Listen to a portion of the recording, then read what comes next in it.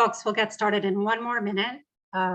Feel free to introduce yourselves if you're new on the chat box while we wait for a few more people to sign on and then start the program. Hey, good morning, everybody. My name is Craig Dauphiné. Jill, thanks for including me in today's meeting. I'm the Executive Director for the Massachusetts Concrete and Aggregate Producers Association. So our association represents most of the ready-mix producers in the state of Massachusetts, and we have a few Rhode Island members as well. So thanks again for including me in today's Zoom call. Welcome, Craig. It's really nice to meet you. Yeah, you too.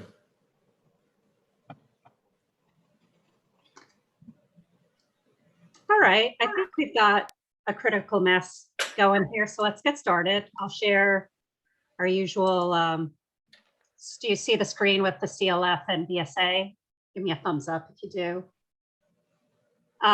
Welcome, good morning. Really excited to have everyone here today to join us with RMI. We are the Boston and Northeast Regional Hub of the Carbon Leadership Forum. We're also a knowledge community of the BSA.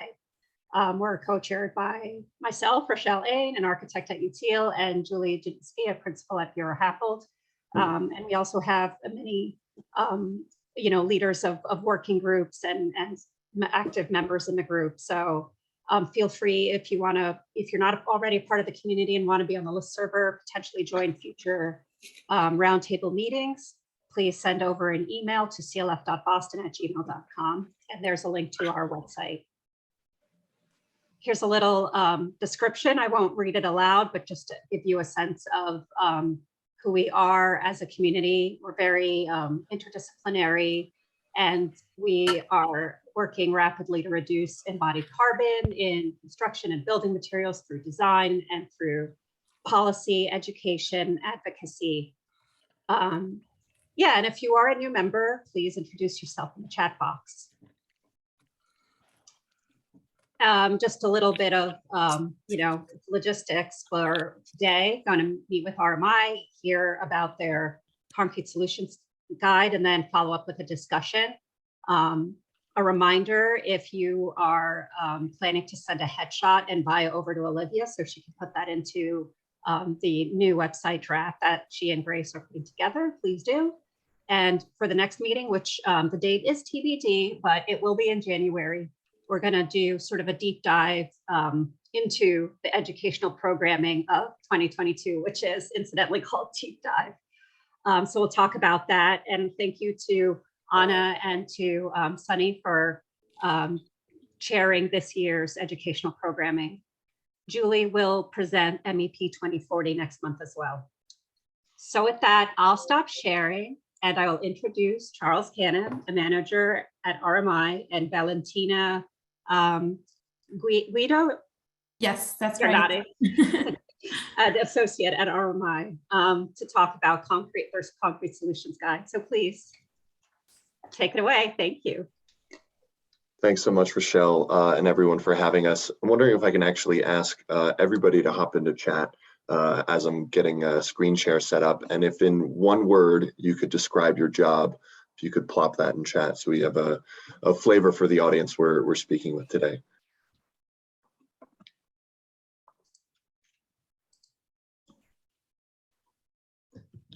I'm not sure if PUSH is an acronym or a descriptor of the job, but either way, I'm here for it.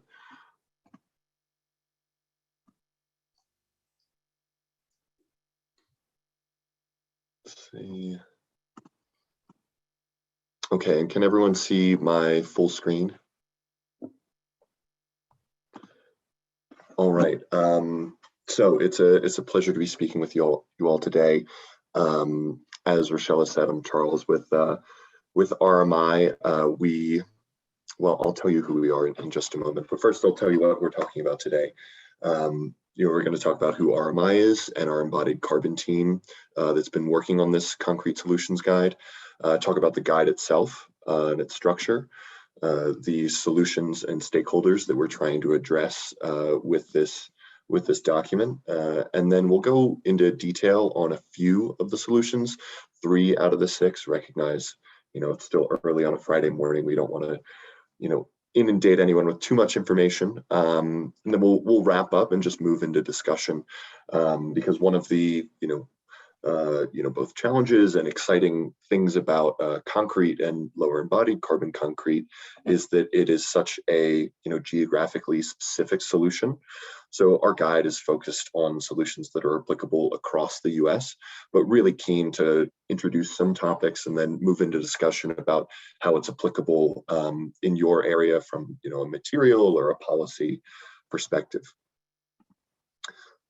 And so RMI is a nonprofit and nonpartisan that works across the US, but also with offices in India and China, working to transform the global energy system to secure a clean, prosperous, and zero carbon future for all. And the Embodied Carbon Initiative at RMI supports the reduction of carbon embodied in building materials in line with climate targets for 1.5 degrees C. And Valentina and I, along with other authors at RMI and with support from other members of industry, I saw someone from NRMCA in chat. We were glad to work with Lionel LeMay and Tien to provide some feedback on this guide to make sure, we were really elevating the voice of industry in this guide. But it was a pleasure to work with them on this concrete solutions guide. Focuses on 6 actions to lower the embodied carbon of concrete.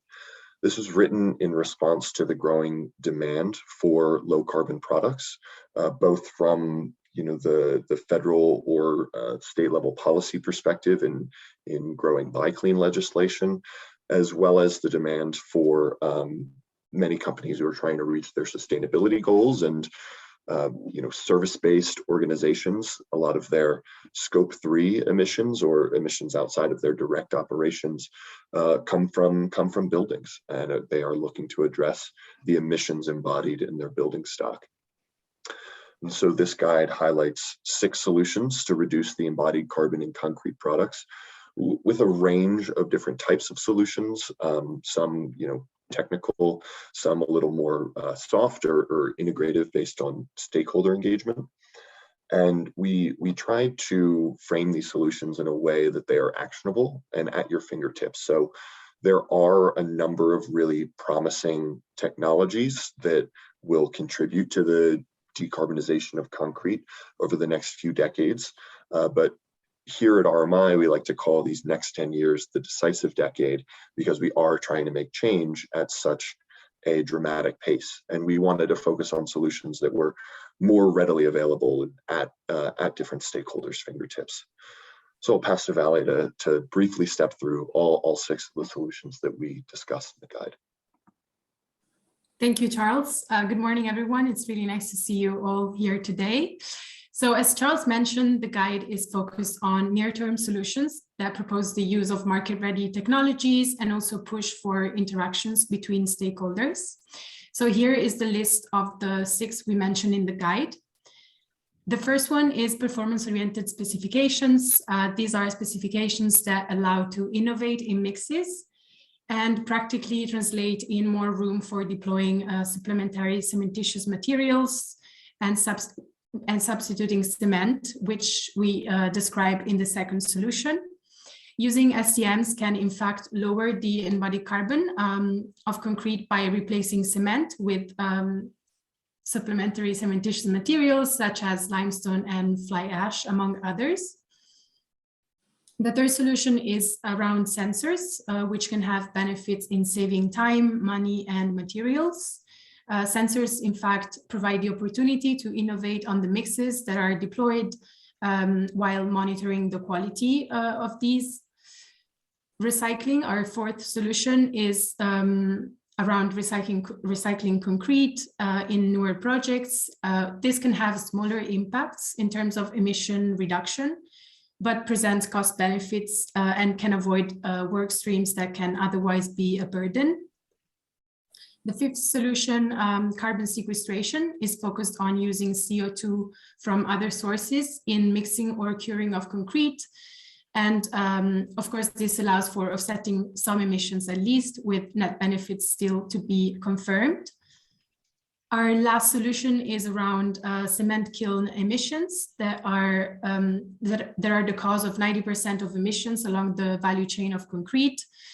These emissions derive from the heat source used in kilns, which is most frequently fossil fuels. So while we wait for newer technologies in the long term to be developed, such as CCS and zero carbon fuels, what we propose in the guide is to switch to different fuels, for example, biomass or oxygen, or using oxygen enrichment, and implementing energy efficiency upgrades. Next slide, please. So the solutions we propose focus on a broad range of stakeholders, as we mentioned already, and encourage collaboration. In the concrete value chain, in fact, all these actors have a role to play to reduce the embodied carbon of concrete. Each of them, of course, with a different hook. So we frame the solutions keeping in mind the needs of these 6 stakeholders, and we also linked each solution to their relevant stakeholders. The 6 we identified are illustrated here. We have producers who can propose innovative mixes relying on SCMs. We have cement manufacturers who produce blended cement, so they can promote alternative fuel sources in kilns. So this is related to the solution number 6 that I mentioned earlier. Then we have developers who control budget and have an influence in pushing all the other stakeholders along the value chain. We have designers who set specifications and lead ultimately action on the ground. So they have the power to specify low carbon mixes. We have policymakers who have important levers to play and to use, such as clean procurement and building codes. And finally, contractors. They bring everything into life into the final project, so they can implement innovative solutions such as carbon sequestration and the use of sensors. Next slide, please. So for today, we are taking the perspective of a blend of stakeholders, and we are presenting solutions number 1, 2, and 3 that you see here on the slide, that concrete producers, as well as developers, designers, and contractors can implement. We will therefore dive into performance-oriented specifications, SCMs, and sensors. So the first solution is on how design can be specified to allow for creativity in mixes. Performance-oriented specifications are an alternative to existing standards that dictate the mixed proportions of concrete, called prescriptive requirements.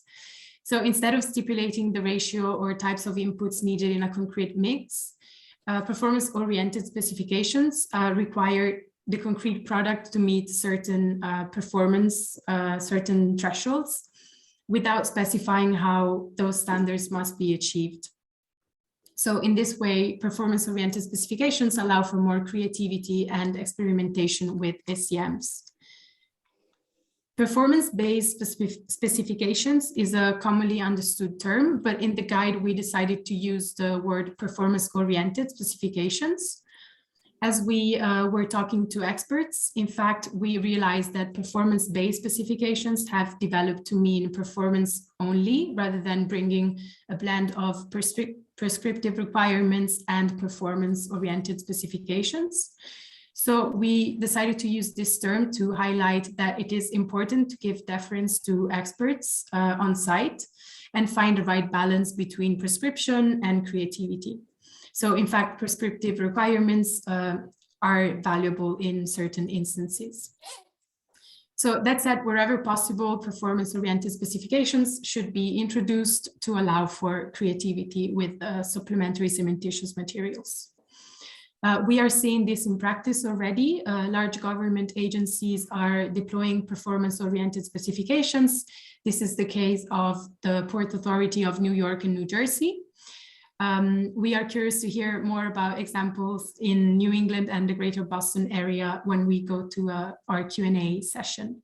And with this, I will hand it over to Charles to walk us through supplementary cementitious materials. Thanks, Valentina. And supplementary cementitious materials is not something new in the concrete sector, but depending on the region is something that's yet to gain traction. Lower carbon type 1 variants of cement and concrete have been specified in the ASTM for almost a decade now, but we're still not seeing broad uptake of, type 1L limestone cement or STM mixes that use fly ash, slag from blast furnaces, or natural pozzolans. There are some limitations to the amount of SCMs that you can add into a concrete mix to maintain the same performance. But even taking these into account, our research has shown that it's possible to reach a consistent 40% substitution of cement with a variety of SCMs based across the United States.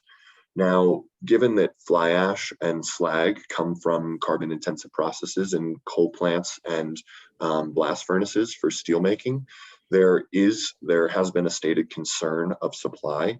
Will we be able to continue to have SCMs over the next decade as we hopefully shutter coal plants and move to other lower carbon ways to make steel? And the short answer is yes, that supply constraint should not be a concern for SCMs in the next decade. We have this map here, and you see those larger circles showing coal plants by fly ash production across the US in tons per year, and then those smaller red dots are cement plants. So there is good co-location of fly ash near cement plants. And what's more, today, only about 40% of fly ash produced every year is used in concrete mixes, meaning that even as coal plants shutter, there is a stockpile of fly ash resource that has been built up across the US that we should be able to leverage for years to come. And as I had mentioned at the top here, the availability of SCMs and the kind of cost economics are really specific to the given region. Natural pozzolans are more prominent in the West, whereas blast furnace slag is more readily available in the Midwest, where there still is a number of operating steel mills.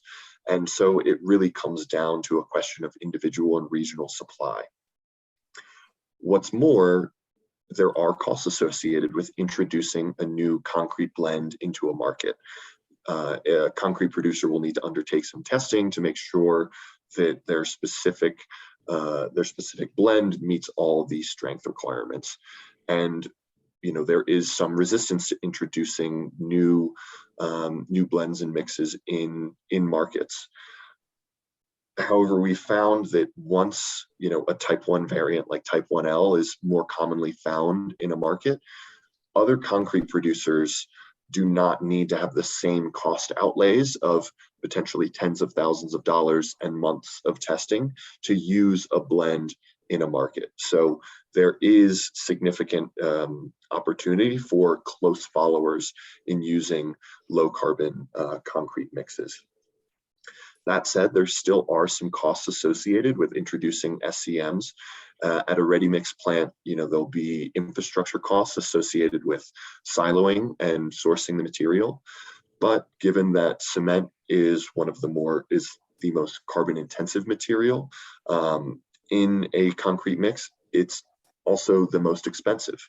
And so sourcing SCMs can also provide common sense cost savings as well. So there's an opportunity for a demand signal from regional policymakers or private developers to solicit low carbon concrete mixes that can lead to some common sense, both cost and carbon reductions. that over time, we think can build to a 40% substitution in markets across the US. And I'll pass back to Valentina to move through our last solution. Thank you, Charles. Yeah, as Charles mentioned, the use of SEMs is usually surrounded by concerns on strength of concrete, as lower carbon mixes usually take longer to cure. The safety of workers is usually also a big concern on site. That's why we propose sensors as one of our solutions, because sensors can assuage these concerns and they can promote the adoption of lower carbon mixes.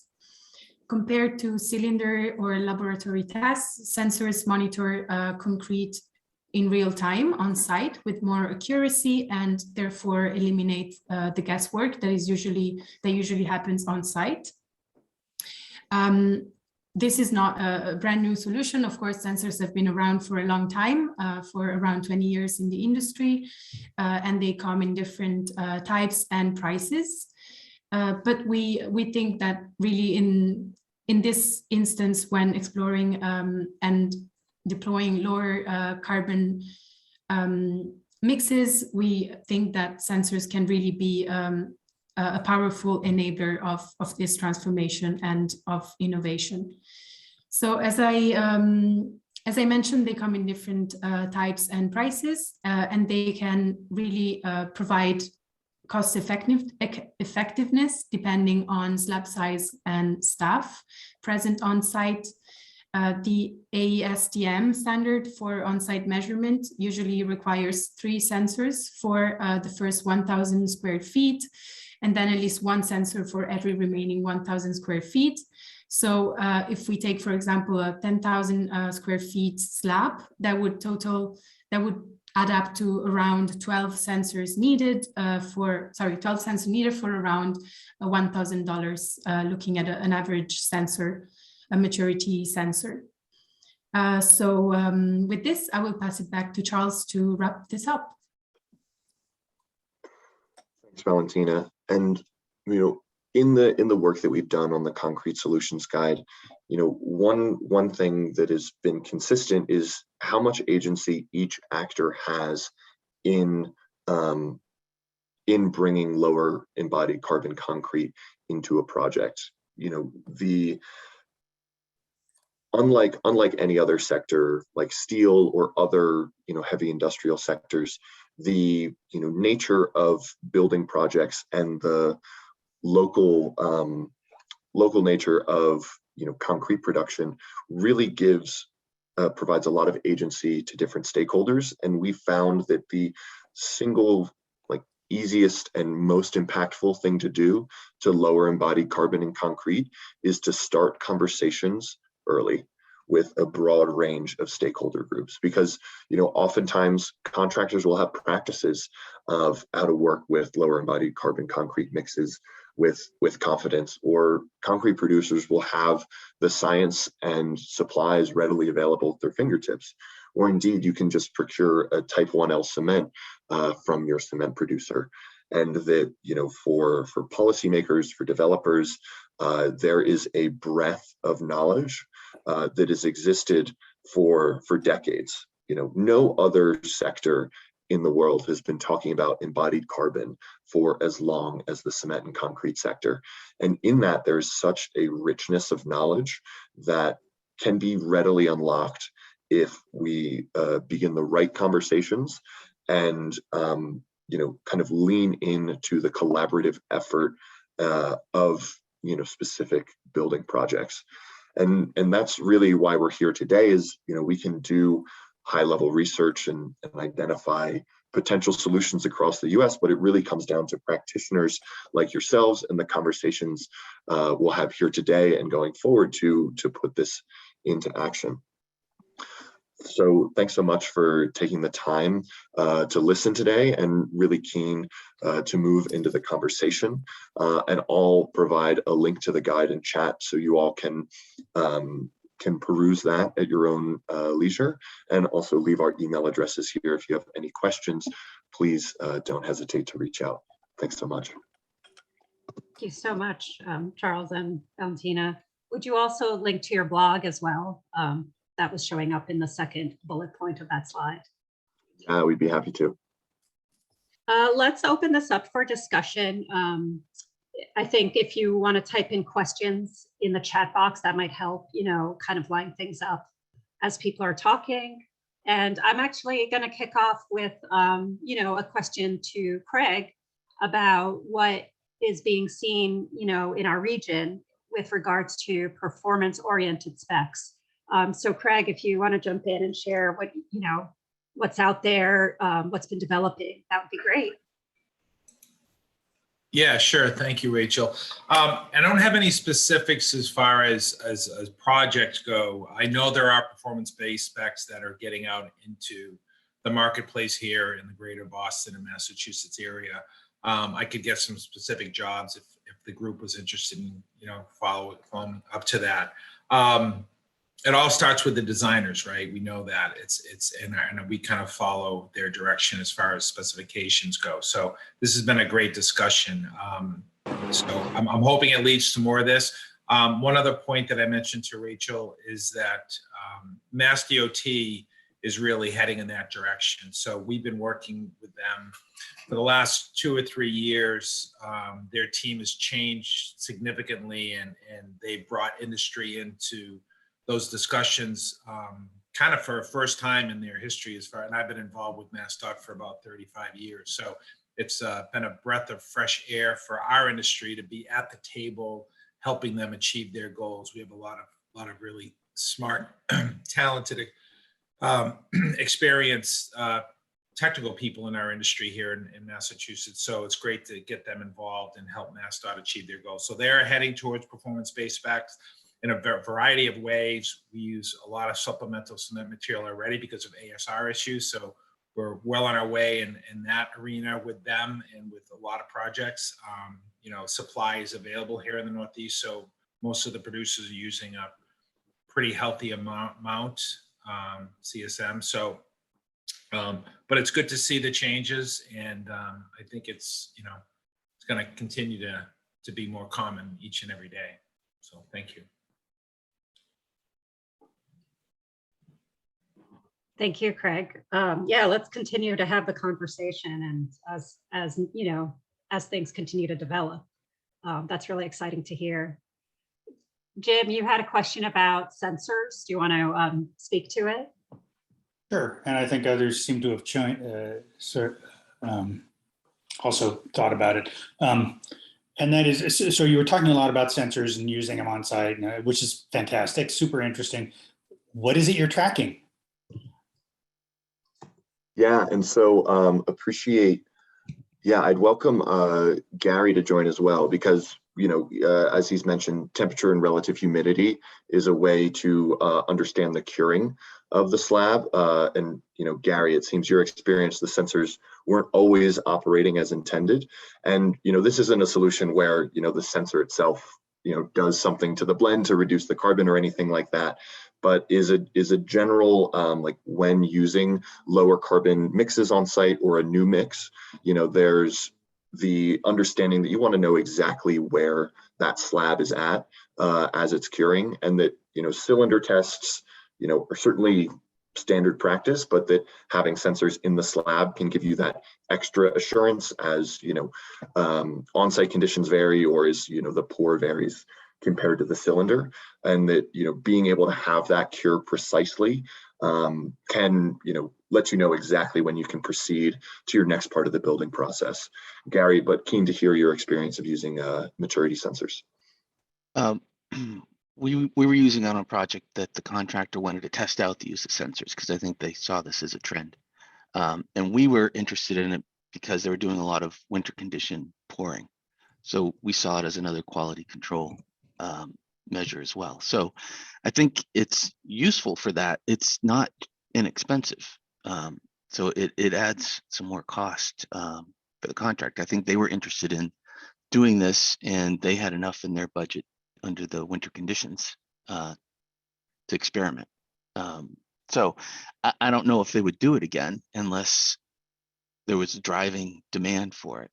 And if there's good quality control that can come out of this, that might be useful. Yeah, I appreciate that reflection, and that, you know, the use of sensors for quality control of the slab, like, is like there's a second layer of quality control on top of that of the sensors themselves. And, you know, there's a wide variety of sensors available in the market, but you know, it really will take the experience of, will take some experimentation to find like what works in the appropriate conditions. And I'm not sure if smaller contractors would be on board with doing this. I mean, it would. So, I mean, as far as universal acceptance, it might take a while for that to gain steam. We do have a Yeah, couple of that's a good contractors on point. the call who might have something to say. Yeah, we would be happy to hear from them. Oh, they're keeping it quiet. May I actually just have a quick question. I missed the first part of the call. Are we talking about temperature sensors? Yeah, temperature and maturity sensors for use in slab as like one aspect of an opportunity to just have a better read on the performance if you're using a new mix on site. Yeah, so I just want to maybe add a little context that, yeah, I mean, I would echo the point that these are not new. I mean, any mass concrete placement, we're using temperature sensors to confirm the two things, right? The total temperature change of the mat itself, and then you know, the gradient temperature between, say, the middle of the concrete and the surface of the concrete. So that I would echo that. That is not a new technology. We use that very commonly around Boston. So, and also, just to put it into context, one of the values of those sensors is that, as Charles was saying, they're in situ concrete, whereas the vast majority of our concrete tests are lab cured, right? So they take a cylinder, then they put it in a lab, then they test it, right? And so you don't have necessarily the environmental conditions that would impact the concrete maturity. So just wanted to add that. Thanks. Thanks for that, Mike. I think this was touched upon already. Yeah, basically days cost money, right? So if you're using the new mix and that's waiting to continue work in a certain area, you know, the sensors are helpful because like real world data reflecting instead of waiting for it to continue. So that's how we use fast, helpful. So it's less about the material cost and more time cost. People have to wait for it to resolve. Sorry, Connor, you aren't coming Yeah. through too clear for me. Sorry, did you catch any of that? No? Sorry.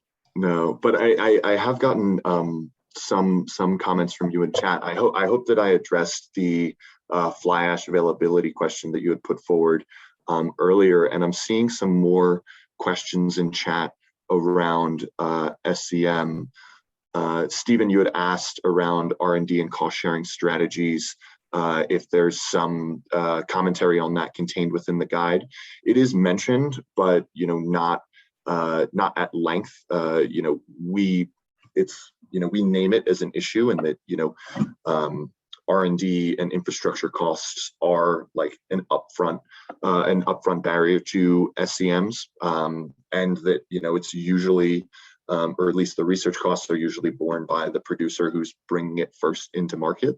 But you know, curious if you know, there have been any examples of R&D cost sharing strategies in any markets, or indeed, you know, what the prevalence of type 1L concrete is in the Northeast right now. You know, we got a few mentions from Craig early on.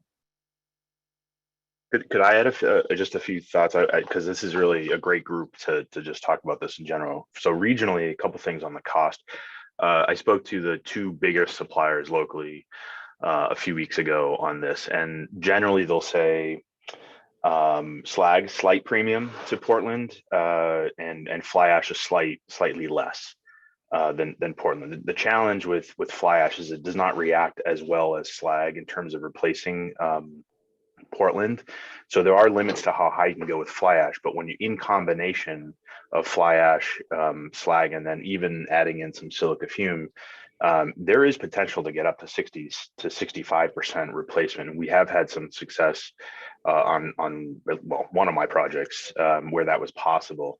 And so just to give that, just to put that into context, it's very important that the design teams are identifying the durability requirements of their concrete, because that is in the code what actually sets the limit of supplemental cementitious materials. So for example, if you have an interior concrete that's not exposed, technically by the code, there is no limit to how much you can replace. The limiting factor obviously would be schedule and you know, strength gain and just overall strength, right? So if you have a 10,000 PSI mix, you maybe could replace 40 to 45% of the Portland, but if you have a mix that's, you know, only 4,000, you could probably get up to 65%. So I just wanted to put that into context. And then the type 1L, my understanding is a lot of that's controlled by what the DOT is doing. A lot of the suppliers here also supply a lot of can you guys hear me still? Oh, I just got a little warning in my headset that it was dying. The headset was dying. Sorry about that. And so the DOT, I think, has not accepted type 1L yet. And that's one of the reasons suppliers don't necessarily carry it just yet, but I think it's coming. And so, yeah, so it's positive. Things are moving forward. And I would just finally echo, starting early, I would suggest having a low carbon concrete kickoff meeting at DD and get all the stakeholders in the room and talk about all the different impacts related to replacing the Portland. So just wanted to add that context for the local group. Thanks so much for that, Mike. Very insightful. I believe we have the DOT on the line. Do they care to make any comments on acceptance of type 1L? Maybe make an announcement here? Well, and whoever the person is, I haven't spoken to them. So if I put them on the spot, I have to apologize.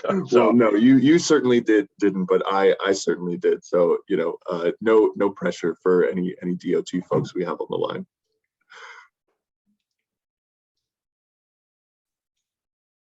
Okay, seems like we should keep an eye on any press releases the DOT has coming out in the future.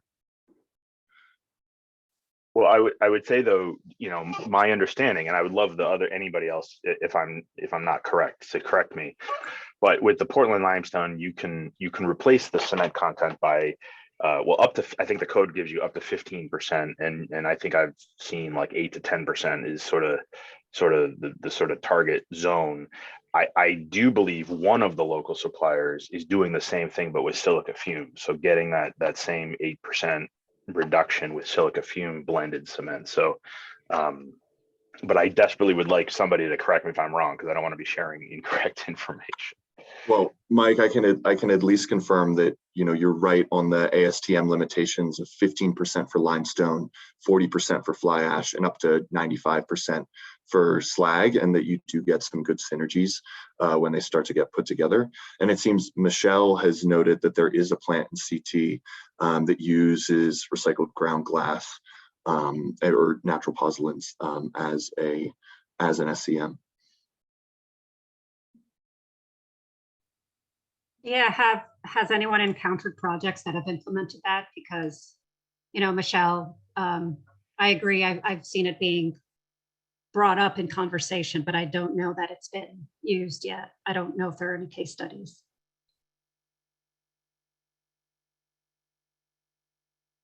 Hey, this is Doug O'Neill with the National Ready Mix Concrete Association. Good morning, everyone.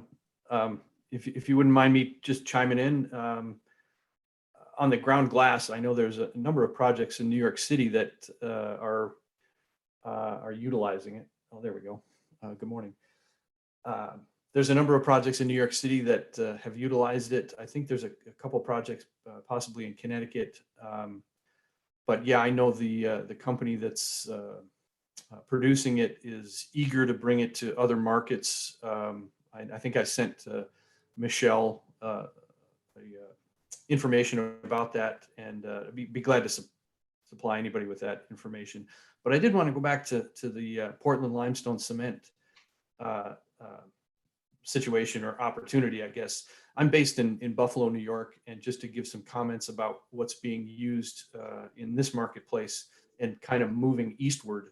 but maybe 6 months, 9 months ago, they started actively using it here in the Buffalo market. So ready mix producers have gone away from conventional Portland cement and are now bringing in 100% Portland limestone cement, and the cost is the same as conventional Portland cement, and they've done their testing and are getting the same, if not better, results than they had with Portland cement.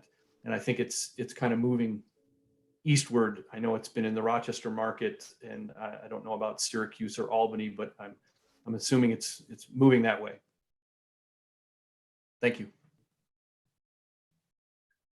Doug, that's really, really great to hear. I'm just going to chime in with a question because I think I know you're a very, very valuable resource here. So I'm wondering, do you know why, or any insight into why it hasn't been used locally in Massachusetts?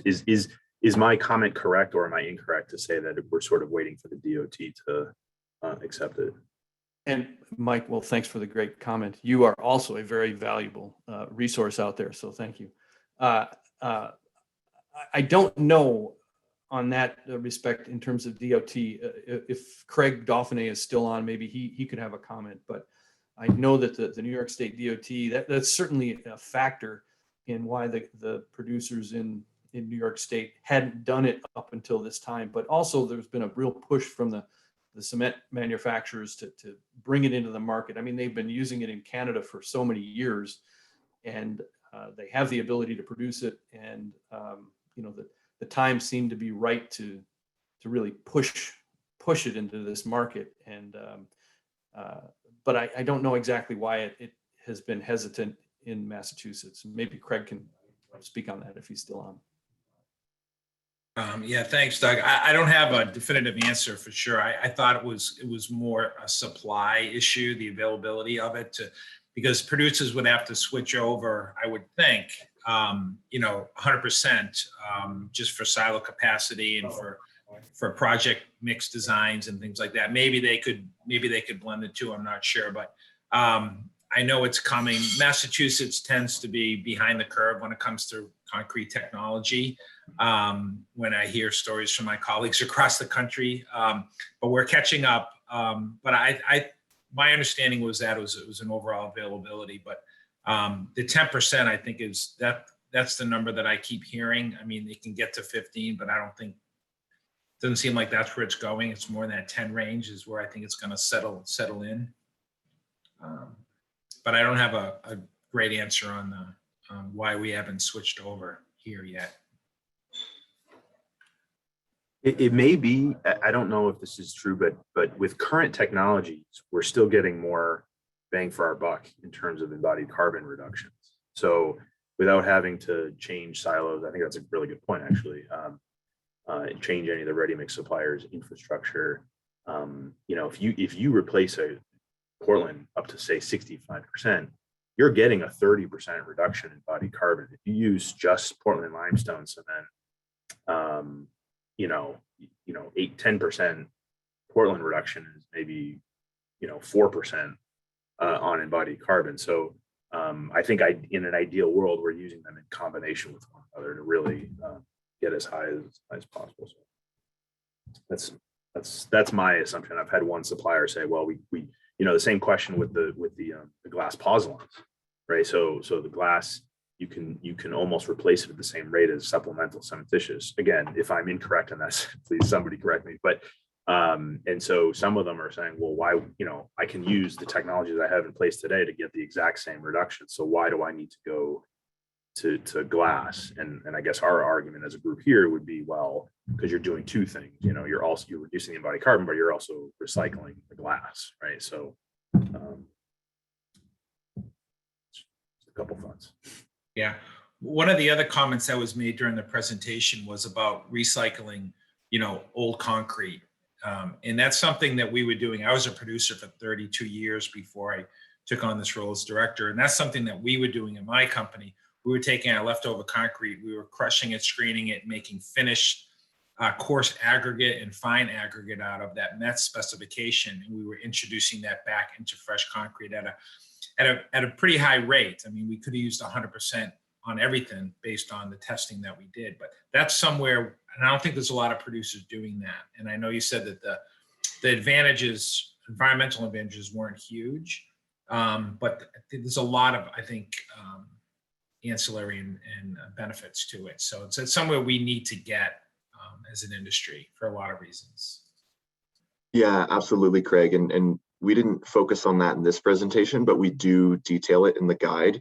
And it doesn't like offset cement, as an aggregate. So there's not the hugest carbon reduction opportunity there, but in terms of being like a steward to the resources you have in front of you, if you're building something on site where you already have the concrete there, grinding it and using it as processing it to a point of aggregate to use in a new concrete is really great. I mean, using just as like a base aggregate or like a gravel in like road base or something like that is also like very at the fingertips. And it's true that, especially as you screen and process appropriately, you can use it as an aggregate in fresh concrete. There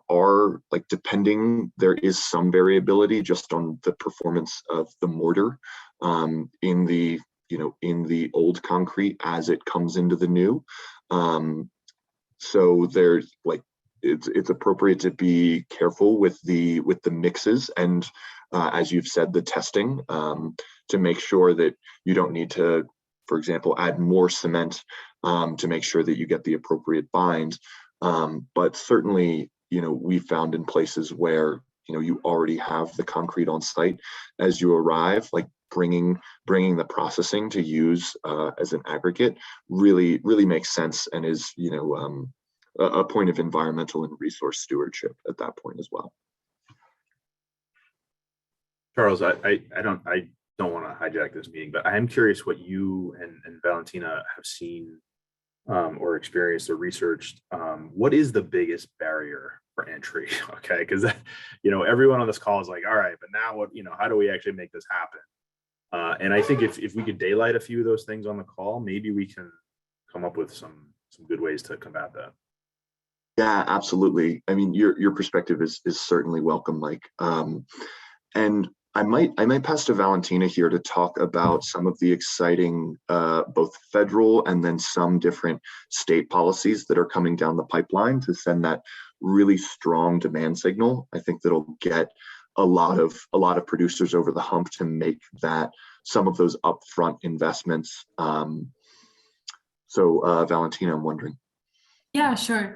So I think in general, we're seeing very strong demand signals also coming from the federal governments and at a state level as well. I was really excited to hear about the recent executive order that was signed a couple of days ago on, strengthening the clean energy economy through sustainable federal procurement. So I think that will provide a very strong signal to the market and hopefully get low embodied carbon concrete to a snowball phase. And we really have the opportunity here to supply when that demand is created. And in terms of state level policies, we looked at LICLA. So at the EPD approach to favor lower embodied carbon bids.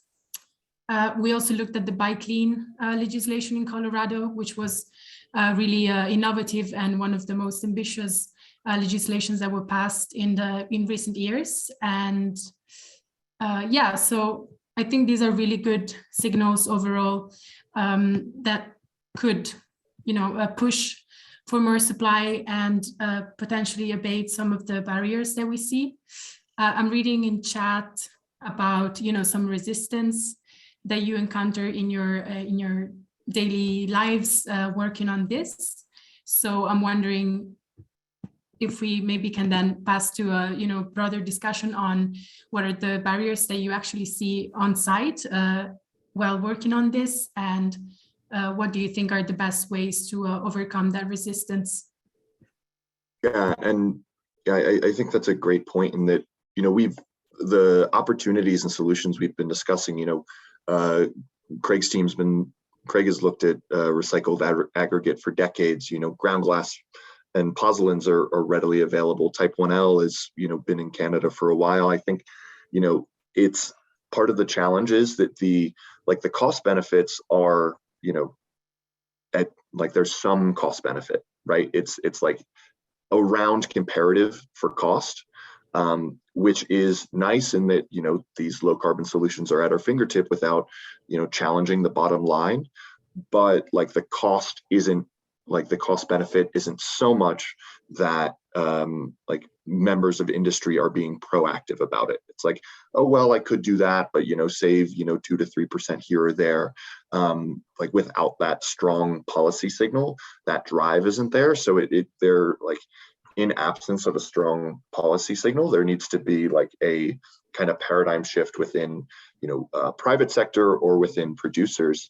And I think Gary had a comment earlier up that engaging concrete producers early on in the DD process can be a challenge. And so there might also be structural challenges as to when and how projects are kicked off. And the solution there is when is the best time to pick up the phone, I think.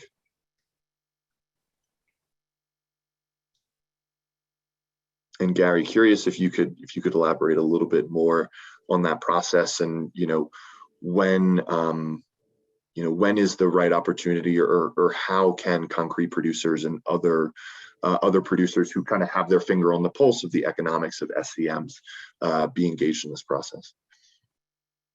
Well, when you're doing traditional design bid build, you don't really have a contractor on board to know who you're going to be working with for your supply of materials. So that is inherently an issue. If the concrete industry could come around and do a whole bunch more variety of mixes and test them, so then other producers can rely on those tests, then everyone would feel a little more comfortable speccing that stuff without having to talk to manufacturers and producers to say, hey, can we get this? And I think the performance-based specs are great, and that's a good way to get to what you want, because there may be different ways to get it. But if everyone has a whole bunch of, list of recipes that could work, that they know would pass the test, then it'd be a whole lot easier. And then it becomes a question of those where is the burden of those upfront research costs for those low carbon mixes that then become more of a standard catalog for architects and designers to pull from? Yes.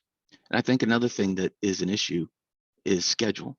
Connor alluded to it before. Concrete is a big driver for construction schedule. And if these things take longer to cure, it's got to be baked into the construction schedule. So that's another hurdle. Randy Anway here from AIA Connecticut. Concrete is one of those things that nobody really ever sees, right? And so policymakers, it's sort of it's so one of the questions might be is how do people perceive it, right? And that's one of the levers that I think designers can push, architects, but clients have to want it. So there's kind of a question of, it's a technical material for sure, but it does have other attributes. Sometimes you do see it, and sometimes what it looks like matters. That could be, it's maybe a question of how do you lead on it. So there's maybe a sort of a leadership question here. Just saying. Any other thoughts on that? I have probably too many thoughts, but I would say that just anecdotally, we've had some success, and I know other structural engineers on this call, I can see their names, are all also very experienced in this. And I think we've all had success where we have a low carbon kickoff meeting a night. And so 2 points to respond to Gary, or 1 point at least. He brings up a good point in terms of how the project is being, the structure of the project deliverable. In that case, I might suggest that you put on your drawings, or you have the structural engineer put on their drawings, the different goals for SEM for different concrete products, and you actually just turn it into an ad alternate that gets bid. All right, so they actually bid the ad alternate, and so there's no guesswork from the design team, right? So they can just say, well, this is going to be an alternate, and we're gonna have them price this out, and that might initiate a conversation. On the low carbon kickoff call or meeting, in my opinion, it's as simple as somebody who has to be the champion, who's going to see it from beginning to end, say, okay, how low are we going on Portland cement replacement? And just ask that question. And then that really ought to be that initiates the dialogue, and you just have to be prepared to answer the questions that you're going to get, right? And so I don't want to get into too many details, but I think sometimes we just need to say, somebody in the room needs to say, all right, how low are we going on the concrete? And that's going to start a whole very important dialogue right there. But if no one's asking that question, we're not going to get anywhere, right? And you're definitely not going to get there at the bid stage, right? You've got to do this early on. No one wants additional meetings, right? We already have too many, but the earlier you have the conversation, the better. But sort of key to that is having that embodied carbon champion to maintain the momentum. Okay, up until it actually becomes a law, you're going to need somebody who fights for it from beginning to end. I'm going to let others speak. I'd like to make one comment about the ad alternate. Is also, again, probably something that can work for private design bid build, but not for public as easily because of Massachusetts law and how ad alternates are supposed to be sequenced and accepted. So, it's just another challenge in all this stuff. So again, the more the industry can have a standard, tested standards that people can just reference, the easier it's going to be to put in all kinds of different type of project deliveries. I can't help but think of the Mass Timber Accelerator going on right now. I don't know if you're familiar with it, Gary, but I'm just wondering if there's could be a parallel kind of incentive to do, an accelerator for concrete mixes to kind of jumpstart the conversation. And, there might be ways we can think about funding such an accelerator and having conversations with Craig and his colleagues about how this kind of R&D work could happen, with some feasibility. Yeah, I think that's a great idea. Yeah, if I could just add a comment. So I was one of those, technical people. I started in our concrete lab and worked in our lab for years. And so the way that our industry works as far as our technical material people is like, we have our everyday mixes, both residential, commercial, and municipal. And, we update those mixes periodically. And then we have job specific mixes. So any concrete plant that you would go into, you would see a batch panel that has hundreds, if not thousands of mix designs. The technical people, Mike knows a lot of them. They're ultra conservative, they don't want problems. So they may get a project that's already over designed, and then they over design it on top of that. Sometimes that's just the culture that's been created over years of not wanting to have any quality control problems because nobody likes that. So, but this is an important discussion, and communication is going to be key. When I meet with my tech team to go into Mass DOT, I talk to them about some of the colleagues across the country that do a lot more, say, concrete pavement and where their mixes are. And when I tell them the cement factors that they're placing concrete out in Michigan, my tech guys, their heads explode because it's just the cement factors are so low that it would be very uncomfortable for them to try and do that, right? So that's kind of where we're at, and that's the mentality of those guys.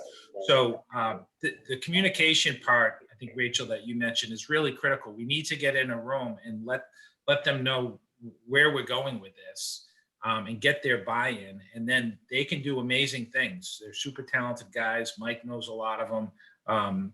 and they'll be a key to getting us there.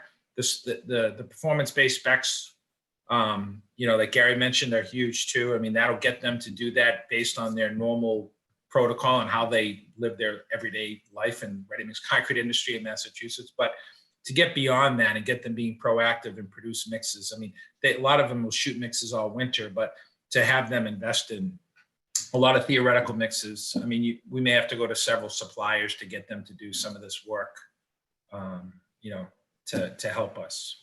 But that's just kind of an inside perspective to some of the ready-mix guys here in Mass.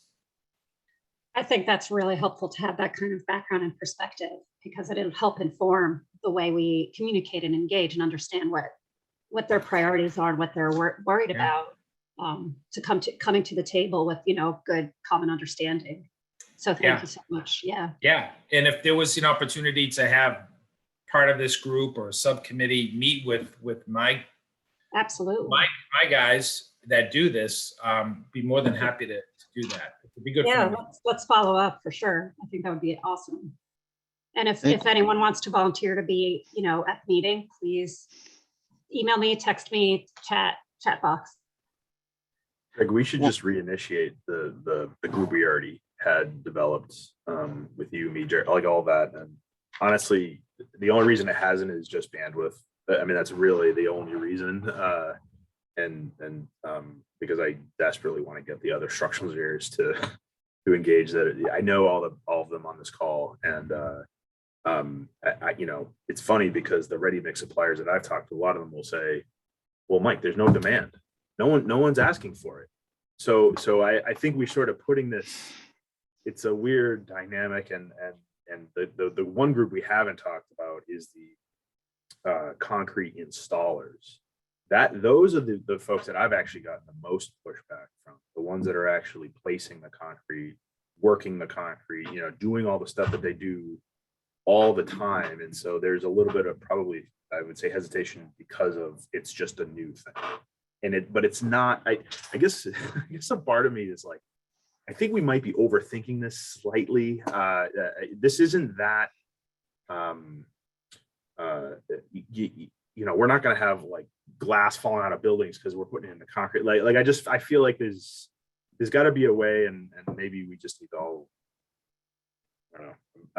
I've been on so many of these calls where it's not that difficult. Like most of the concrete mat foundations that we place have a 40% replacement already. So I would say in terms of test data, we have test data on 40%. Just we don't even know what to do with all the test data. It exists already. Okay. It's only when we're getting into the 50-60% replacement, that's when it's really pushing it. So to Charles' recommendation that, or maybe, I'm sorry, maybe it was Valentina, to get up to 40%, that should be like a baseline today. That should be our lower bound. Right now, our lower bound right now is about 20%. We just need to get up to 40% as our baseline. Then when you get above 40, that's when you're really, maybe it gets a little bit more uncomfortable for the broader group. It's a Friday. Mike, I just want to add on to what you said, Mike. The pushback that we've found is exactly on the people doing the placement. We're not familiar with workability or other issues that might come up with bumping up that replacement by another 10%. So they're hesitant. They're pushing back. It might be solved with more mock-ups or other things, so they can look at that finishing and make sure everyone's on board with the finishing, getting some tests run for clear times. But it's getting everyone on board for that. Yeah, I'm curious. I saw Connor's mention in chat on absorbing associated risk, and it seems like there's some amount of outreach here, both in like bringing forward test data, as well as working with the folks who are actually working the product. I know we have Doug from NRMCA here. I wonder, have you seen nationally any sorts of collaborations either on training or outreach, or like associated R&D costs that might be there's some regional model that we could pull from here? I can't off the top of my head, but I could certainly reach out to the other state associations that we work with across the country and and kind of gather some of that information maybe for the next call. But it is true with the contractor standpoint, you know, that change in fly ash content or whatever will change how they've got to do it, and it could mean, you know, nobody likes change, and so I get why they're hesitant, but yeah, there's got to be a way to communicate that. I like somebody who just mentioned, you know, mock-ups, but that's a great solution to what they have to go through during. You deliver a mix, and they've got to figure out what's the best way to finish it timing wise, because that, I think, is the big thing, is timing. It takes longer for that concrete to set because of the additional SCMs. So yeah, but I will do some research with some other state associations to see how they've addressed this situation. Thanks so much, Doug. Because as you say, Mike, this shouldn't be so hard. Where's like the smarter, not harder? Like how did Michigan get to that cement ratio and get their contractors or suppliers on board? And I think it is really important to name that the challenge is a cultural one. Like, yes, there are very much still technical challenges, but the nature of building is something that is very, comparatively more intimate than, buying, a product off a factory line. Like there's a lot of people's lives that go into this work that are, important to respect from top to bottom through this process. And there's paying attention to all those links in the chain is challenging. Like it takes weight and dedication to bring folks on board. And but I think it really is like seeing where we can borrow resources from across the US, and then find those initial opportunities that begin to start to tilt the scales.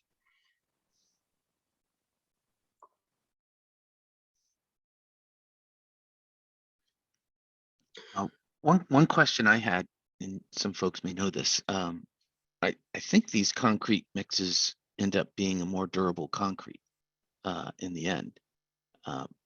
Correct me if I'm wrong, but if you're getting less shrinkage, less cracking, there's more finished concrete that's left exposed as a finished material. So if there's an aesthetic aspect and a quality aspect as far as exterior pavement and durability to winter de-icing and stuff like that, that could also get people interested in it as a product for those reasons too.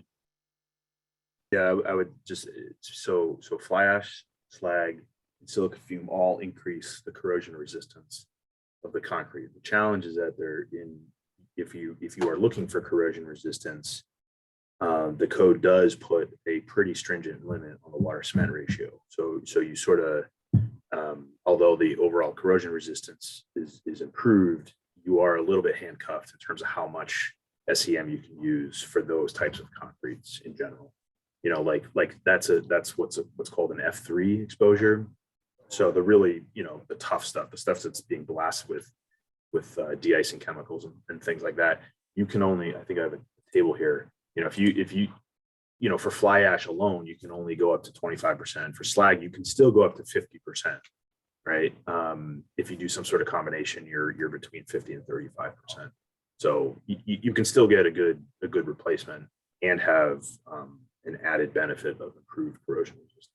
So yeah, Gary, it's a good point. Yeah, just to add to that just for a second, the other thing is obviously strength. When we get into these high supplemental mixes, really we need to go to at least a 56-day specification, because if concrete producers are asked to meet a 28-day strength with a 50 plus SCM, you're not gonna really lower cement factors that much. You will, but it's the strength gain between 20 and 56 is going to be huge. So you really need to get to a 56-day strength if we can as the benchmark, and get rid of the old 28-day. And the other thing is winter conditions, especially if this is exterior concrete. you know, the set gets slowed down significantly as the SCMs increase. So winter conditions play a huge role. I know with MassDOT, we're always trying to get them to back off the throttle on the ASR issue in the winter time and let us put more straight Portland in, because it will never generate enough durability late in the year to resist freeze thaw cycle and de-icers.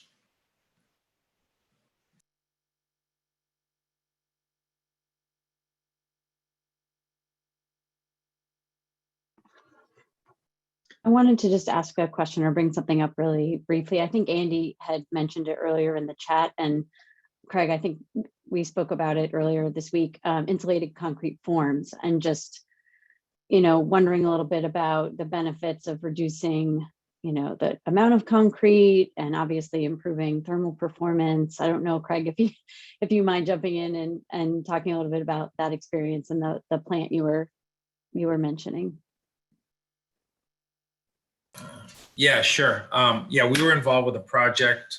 We actually had a site tour. It's a 3-story building up in Newburyport, and the general contractor that's doing the job is a company by the name of Gruen Construction. They're from Rochester, New Hampshire.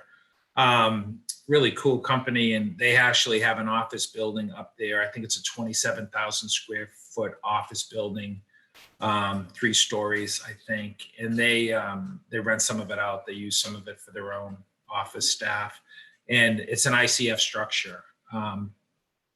The energy saving benefits that they were talking about, and we knew this, you know, because obviously being involved with the industry, but they said they heated that entire 27,000 square feet last winter for $1,700, and that included a 3-story glass atrium area where they anticipate probably ate about half of that $1,700. So the energy savings, you know, we know buildings represent about 60% of total energy use in our country. And if we can reduce, you know, energy costs and energy use to that degree, it's significant. Plus you're building a concrete structure. But as far as the, you know, and it has to do with the insulation factor and also the thermal mass. So the forms usually go anywhere from 4 inches, and then they go up in 2-inch increments as far as the concrete piece of it. So you can get down pretty minimal, you know, as far as the amount of concrete they're using to build these systems. Does that answer it, Michelle? Yeah, that's great. Have there been any studies, you know, about the sort of reduction of the amount of concrete in a ICF versus a, you know, just kind of understanding, like, so the thermal performance is clear, but, you know, in terms of the embodied carbon and amount of concrete, have you seen anything like that? And also the question is, we're not seeing a lot of that. It's been around for quite a while, but we're not seeing a lot of it here. I don't know if any of the other designers on the call have experience, but curious why we're not seeing a lot of it. It seems like a lot of benefits. Yeah, there is a lot of benefits, and one of them is cost. You know, we don't have to talk too much about that, but you know, you can build one of these structures for the same price or less than you can build a wood structure. So, I mean, I can ask Doug if he knows any more about the carbon piece of this and how that fits into the discussion. I don't have that answer, but it's. Well, go ahead, Doug. I can throw my 2 cents in terms of what Michelle was saying about how you're not seeing a lot of it. Probably one of the biggest problems on promoting this product, insulated concrete forms, is that once you build the building, it looks just like any other building, and so it's hard to tell unless you're the person paying the electric or heating and gas bill. But on the embodied carbon aspect, I'm not sure, Michelle, what we're comparing it to. Can you help me understand that better? Can I? Yeah, I'm not sure if I know. Go ahead, Rochelle. Sorry, I'm just trying to understand the extent of the ICF in the building if it was the whole envelope, because then the question would be the embodied carbon compared to like a more you know, the embodied carbon of an ICF envelope compared to sort of more typical, you know, wood frame or, you know, construction, more of the type that you see in the Northeast region, because I think there would be a bigger delta. I guess that would be my theory. Yeah, so I guess I would say, you know, doing a whole building LCA would be the best way to determine that. But you also have to consider what every month you're paying for heating and cooling versus that wood structure that you've built, whether it's conventional or whether you're doing some interesting things to get to that R value that that a concrete insulated concrete form structure could manifest. So that would be an interesting example to determine that. And I think there'd be a lot of people who are surprised by the answer that you're going to get. But invariably, you're getting a better structure, better insulated, and over the life cycle of that building, you're using less energy. I can add something to this conversation because we completed an ICF addition to a church a few months ago in Westboro, and to me, we used 50% cement replacement on that project, and the beauty of the ICFs is they stay in place. So the strength gain issues were a little less critical in terms of form removal because you didn't have to remove the form. So to me, it's a great opportunity to use higher replacements without as much of a concern about the rate of strength gain. We did have to dial it back a little bit in some of the cold weather conditions that we had to request the contractor, just FYI. I'm also hoping to do a embodied carbon study of that project. The original building was a CMU building, so we kind of wanted to maintain the similar mass and stiffness of the lateral system, which is why we went with the ICF. So I think if I get a chance to do this, and the comparison will be the ICF versus a CMU construction. So we may start to get some answers, at least in that type of comparison. Yeah, Mark, that's really interesting, and we'd love to keep tabs on your activity there. We'd love to learn what you find out. And in terms of what you meant by the winter construction, that is one of the great benefits of this product, is that short of 15 degrees below zero, you can basically place concrete year round with this product, simply because it insulates the concrete. It's the perfect condition to place concrete, is within these forms. And I don't want this to be a commercial about ICFs, but if anyone here is interested, our industry does a lot of lunch and learns, and Michelle sat through one earlier this week, but we'd be glad to provide you with whatever information you might need about that. Thank you. Just to add to this conversation, this is anecdotal, so we haven't used ICF, but I've heard of firms in New York City using them for like multifamily housing projects and stuff. And their challenge there is trades that know how to install it. And they went back to regular CMU because it was just easier to do. They had less challenges with trades. And then they also had other challenges relative to air barrier tie-ins and stuff like that with the ICFs. So I can't really speak to exactly what those were because we weren't doing it, but that's what I heard on their end. Yeah, and Gary, I guess I would just say that you're right. If I guess with any product, if you have the wrong contractors or there's somebody who doesn't know what they're doing, and I've been involved in so many projects where the project was bid and the contractor had no experience, but he bid it, and then he came to us saying, "Hey, can you teach us how to do this?" And so all I can say is that this is a building technique that's been around since the 70s, and the contractors that know how to do it certainly do it well. And we can, as an industry, we do a lot of education of contractors to try to bring new contractors on board. And we'd be glad to help try to find the right contractors to bid a project if you needed that. And that's part of the conversation that I'm so glad we're having today is that Craig Dauphiné with McCapa and myself on the national stage can really be resources to provide information about contractors and producers. And so it's really great to have this dialogue. I'm really thankful to be asked to be on this call today. This has been great. We're getting close to 10:30, and wow, this was a really great discussion. Echoing what you just said, Doug. Thank you so much, everyone. I don't want to cut it off a few minutes short if people want to keep talking or have questions. But before more people start to sign off in the next minute or two, I just wanted to thank Charles and Valentina for coming in today and sharing their work. May I be so bold as to ask if you'd come back for tips guidelines 3 to 6, sometime in the future? Yeah, it would be our pleasure to, continue to support this conversation going forward in whatever way we can. And I hope it was informative for y'all. It certainly was for me. It was great hearing from such experts on this call and such folks who are motivated to, yes, we've had these conversations, but here, let's move through them in a way that drives impact. It's really aligned with our mission and a great way to spend a Friday morning, in my opinion.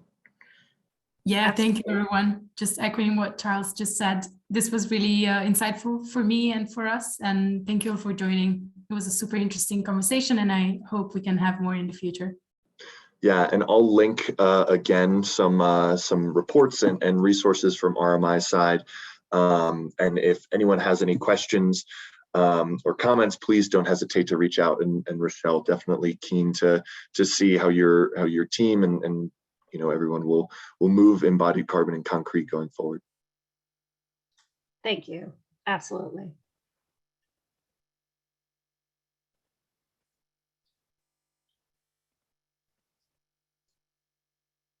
All right. Michelle, I think we can adjourn.